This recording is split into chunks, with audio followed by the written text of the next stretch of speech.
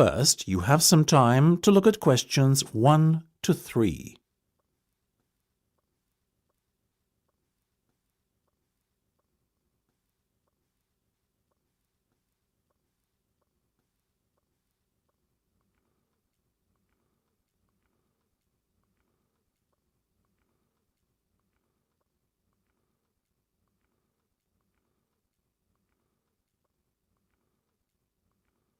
You should answer the questions as you listen, because you will not hear the recording a second time. Listen carefully and answer questions 1 to 3. Good morning, Jenny's Suit Rental. Jenny speaking. How may I be of service? Hi there. My name is Max Jones. That's Jones. And I'm looking to rent a suit out for a special occasion. Certainly, Max. We charge a set fee for our services. You can either choose from our designer range and pay £50 to rent your suit out, or choose from our standard range at a cost of £25. So, what will it be? Oh, the first option, please, Jenny. £25, did you say? Unfortunately not. The designer range is twice that price. Oh, in that case, I'll take the second option. Standard, was that it? That's right. Now, before we go any further, may I ask how you intend to pay? Do you accept checks? Yes, but only in exceptional circumstances. We prefer cash or credit card. Well, as I haven't got one, does this count as those circumstances? Yes, that'll be fine. Make it payable to Jenny's Suit Rental. Will do. Before listening to the rest of the conversation, you have some time to look at questions 4 to 10.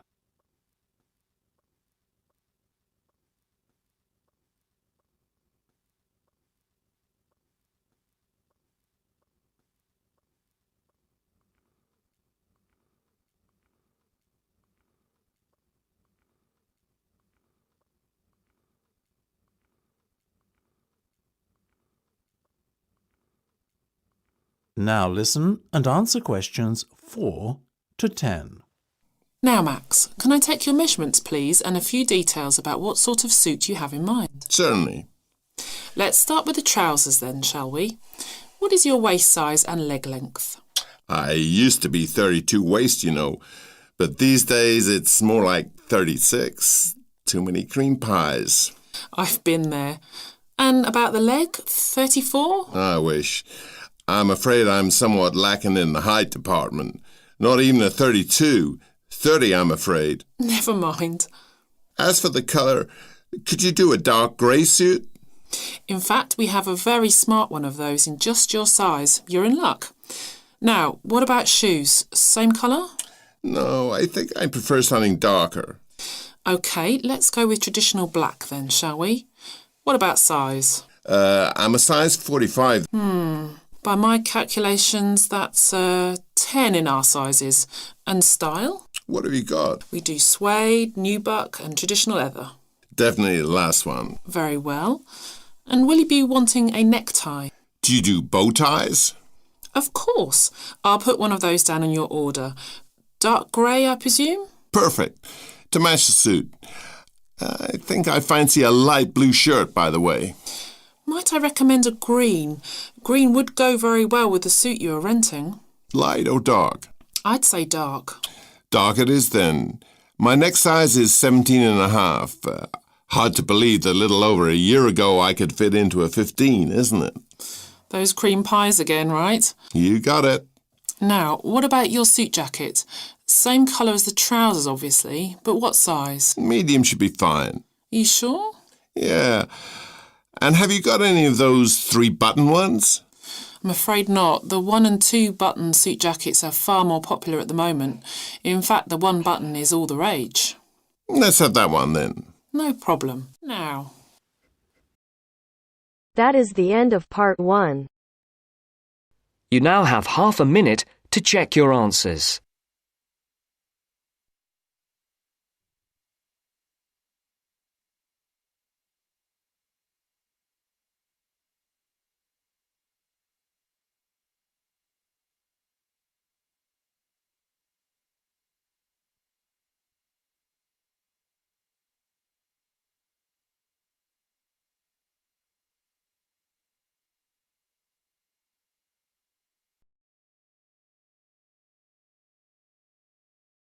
Now turns to Part 2.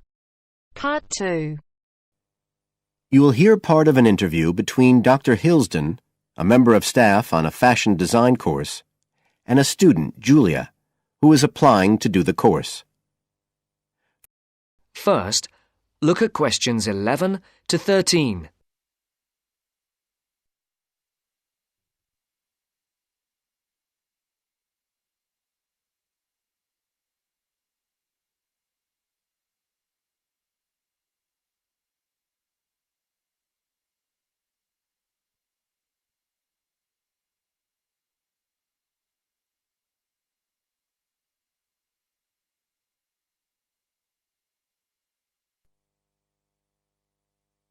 Right, Julia. So, from your CV and portfolio, and what you've already told me, you seem to be very much the sort of person we're looking for on the postgraduate course. So tell me, you finished your fashion design course in London 4 years ago. Did you think of carrying straight on and doing a higher degree at the time? Yes, but there were financial pressures. So I ended up working in the retail industry, as you can see from my CV. And actually, it was a very useful experience. In what way? Well, I was lucky to get the job with Fashion Now. They're a big store. And one of my priorities was to get as much experience as possible in different areas. So that was good because I had the chance to work in lots of different departments. And having direct contact with the customers meant I was able to see how they reacted to innovation, to new fashion ideas. Because with Fashion Now, a designer might show something in New York or Milan, and there'll be something similar in the shop within weeks. So that was probably the most useful thing for me. Right. And so what's made you decide to do a postgraduate course now? Well, while I enjoyed working at Fashion Now, and I learned a lot there, I felt, the way forward would have been to develop my managerial skills, rather than my skills in fashion design, and I'm not sure that's what I want to do. Yes. When I was doing my degree in London, I'd been interested in women's wear, but I know that there's been a lot of work done in areas like new fabric construction. And though I'm not intending to go too deeply into the technology, I'd be very interested in looking at how new fabrics could be used in children's wear. So I'd like the chance to pursue that line. Yes, good. And are you at all concerned about what it's going to be like coming back into an academic context after being away from it for several years? No, I'm looking forward to it. But I'm basically more interested in the application than the theory. Or at least that's what I've found so far, and I'm hoping the course will give me the contacts and skills I need eventually to set up my own enterprise. I'm particularly interested by the overseas links that the department has. Yes, many of our students look overseas or to international companies for sponsorship of their projects. Before the talk continues, look at questions 14 to 20.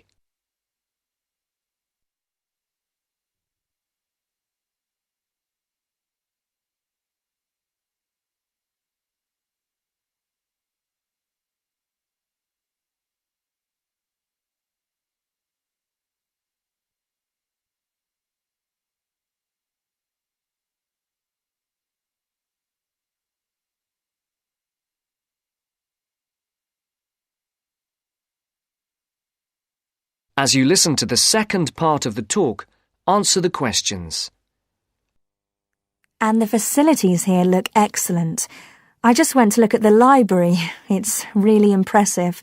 There's so much room compared with the one at my old university. Yes, most students find it's a good place to study. And there are link-ups to other universities, of course, and all the usual electronic sources. The staff run an information skills programme, which we recommend all postgraduates do in the first week or two. Design students find these special collections particularly useful. Yes. Then we have a separate computer centre, which has its own academic coordinator, Tim Spender. He's got a background in art design, and the ethos of the centre is that it's a studio for innovation and creativity, rather than a computer laboratory. Oh, right. I liked the study spaces where students can sit and discuss work together. Very useful for joint projects. We always had to do that sort of thing in the cafeteria when I was an undergraduate. And I read in the brochure that there's a separate resource for photography. Yes, it's called Photomedia. It's not just for photography, but things like digital imaging and new media. It's a resource for all our students, not just fashion design. And we encourage students to work there, producing work that crosses disciplinary boundaries. It's well used. In fact, it's doubled in size since it was set up 3 years ago. And we also have an offshoot from that, which is called time-based media. This is for students who want to develop their ideas in the area of the moving image or sound. That's in a new building that was specially built for it just last year. But there are plans to expand it, as the present facilities are overstretched already. Right. Now, is there anything you'd like to ask about the course itself? I know it's a combination of taught modules and a specialist project, but how does assessment fit in? Well, as you'd expect on a course of this nature, it's an ongoing process. The degree course has 4 stages, and there are what we call progress reviews at the end of each of the first 3. Then the final assessment is based on your project. You have to produce a report which is a critical reflection on your work. And is there some sort of fashion show? There's an exhibition. The projects aren't all focused on clothes as such. Some are more experimental, so that seems more appropriate. We ask representatives of fashion companies along, and it's usually well attended. Right. And another thing I wanted to ask. That is the end of part 2. You now have half a minute to check your answers.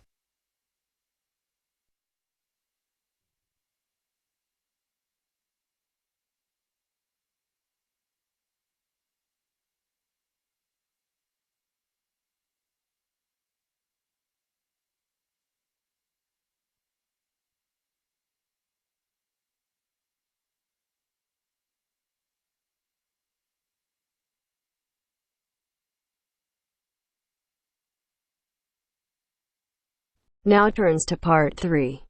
Part 3. You will hear an extract from a talk about the congestion charging scheme. First, you have some time to look at questions 21 to 25.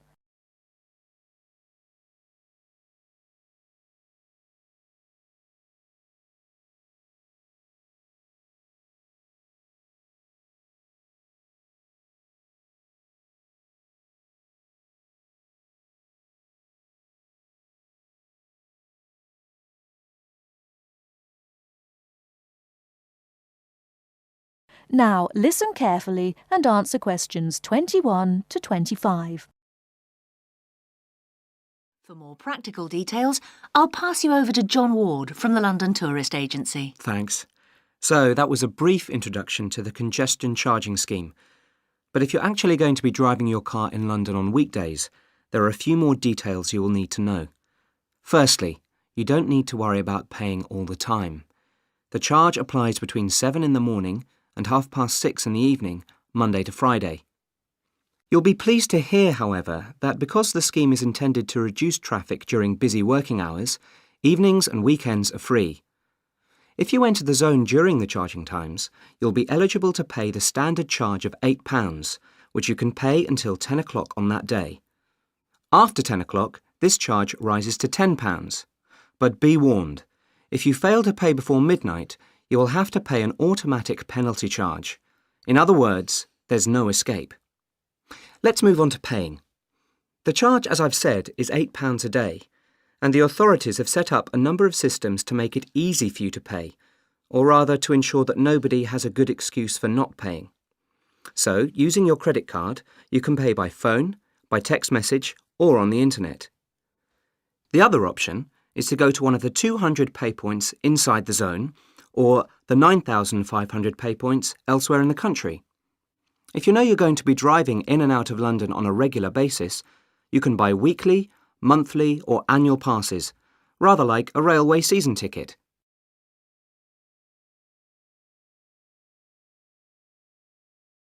Before you hear the rest of the talk, you have some time to look at questions 26 to 30.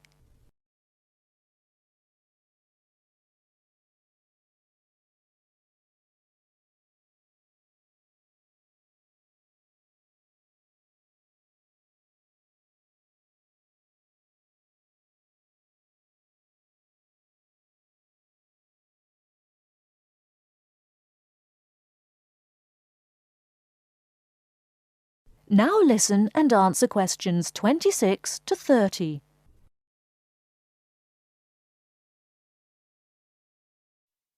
OK, on to the area itself. The congestion charging zone is everywhere inside London's inner ring road. For those of you not familiar with London's road system, this includes the City of London, that's the main financial district, and the West End, the commercial and entertainment centre. If you're still not sure, there are very clear signs on all roads which indicate when you are entering the area. These are round and have a white letter C on a red background. The scheme is policed by cameras which photograph all cars entering the area and send them to a computer which can recognise all British and European car registration plates. If you pay the £8 charge, you'll find London a little easier to drive round than it was before the charge was introduced. But if it's all too much trouble and you decide to leave your car at home, then you are left with public transport. That's trains, buses, taxis, or the underground. Some of the money from the congestion charging scheme is being used to upgrade public transport, so you should see improvements there. And because of reductions in the number of private vehicles on London's roads brought about by congestion charging, buses and taxis are providing a quicker, more efficient service than they did in the past. OK, I've covered the main details that you need to know. That is the end of part 3. You now have half a minute to check your answers.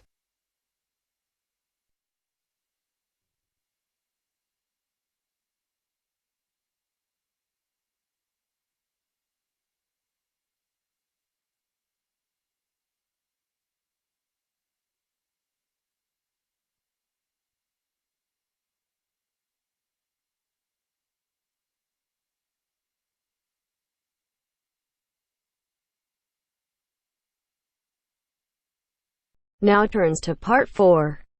Part 4. You will hear a speaker giving a talk about some recent research about unusual life forms. First, you have some time to look at questions 31 to 40.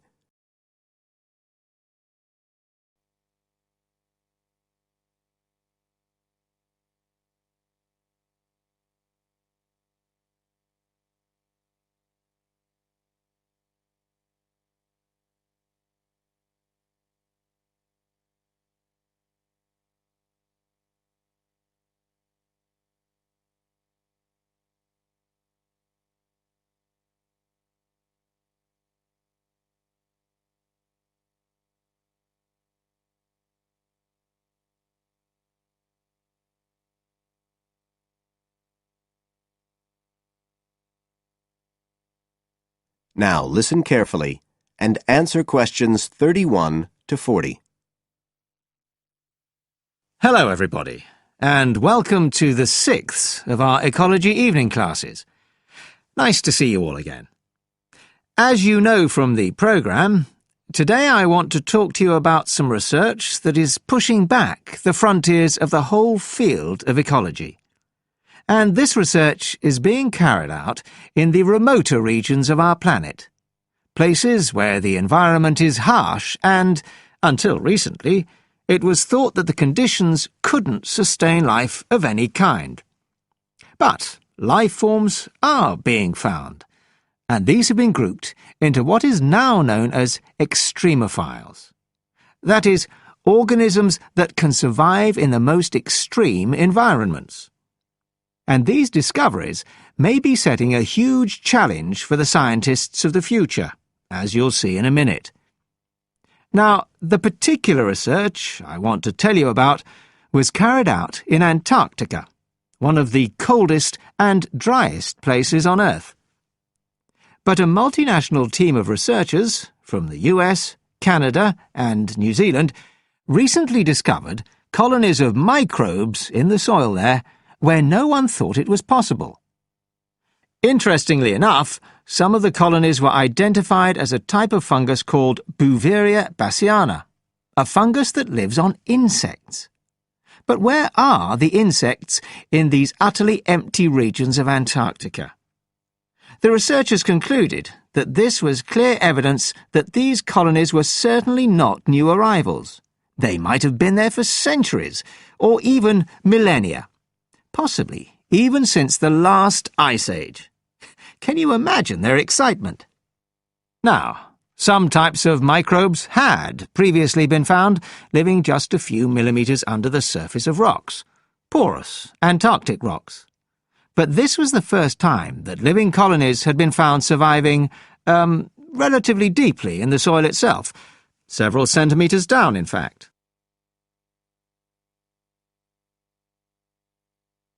So, the big question is, how can these colonies survive there?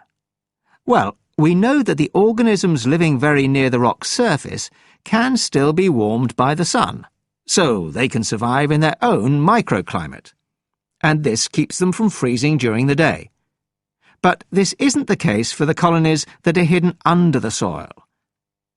In their research paper, this team suggested that the very high amounts of salt in the soil might be the clue, because this is what is preventing essential water from freezing.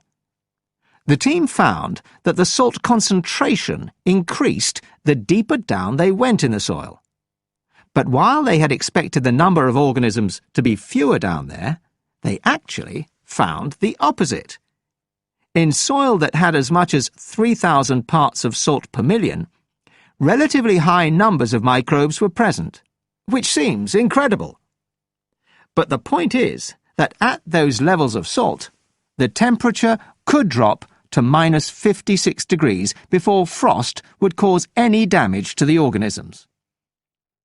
This relationship between microbes and salt, at temperatures way below the normal freezing point of water, is a really significant breakthrough. As you all know, life is dependent on the availability of water in liquid form, and the role of salt at very low temperatures could be the key to survival in these kinds of conditions. Now, the process at work here is called supercooling, and that's usually written as one word, but it isn't really understood as yet, so there's a lot more for researchers to work on. However, the fact that this process occurs naturally in Antarctica may suggest that it might occur in other places with similar conditions, including on our neighbouring planet, Mars.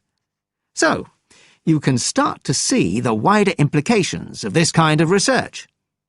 In short, it appears to support the growing belief that extraterrestrial life might be able to survive the dry, cold conditions on other planets after all.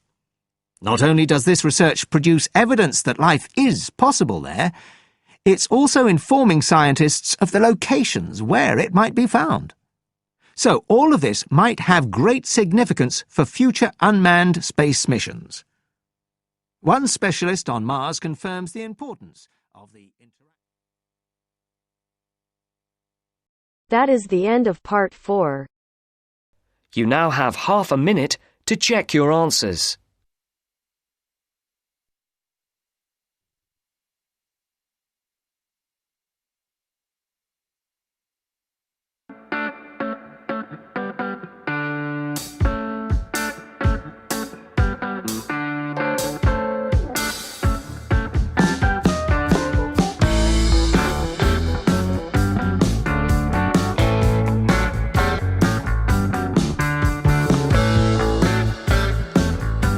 That is the end of the test.